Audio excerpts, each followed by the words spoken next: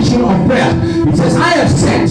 It's deliberate, it's intentional, it's purpose. I've set watchmen upon their walls. All cities in the Old Testament, after being built, there was a wall that was being built around it.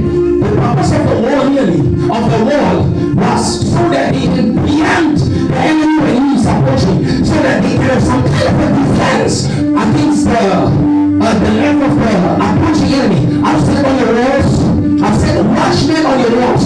So according to the definition of the Bible, a watchman is a sentry. The word sentry means a guard. It's someone that is standing to see if there is an enemy approaching, but not only enemy. They're also seeing if there are supplies based on the treaties that they've signed with other nations that are coming. And how long it takes for these treaties, these exchanges to take place. So watchmen really are people that are able to pick up, and I'm coming from afar. Watchmen are people that are able to pick up supplies, shift of seasons and shift of cycles. And what they do then, they communicate these dealings with some other sentries, and the message gets through. Those ones that are blowing the trumpet, and when he gets there, they sound the trumpet.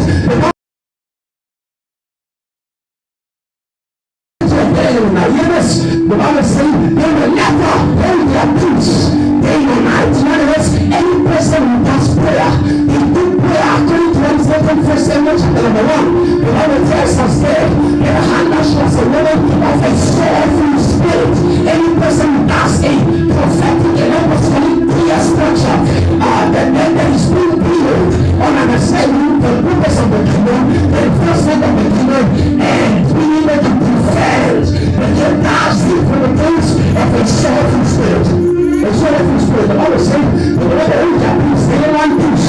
They want prayer. We need to get to a place where God, I don't want peace. I don't want comfort.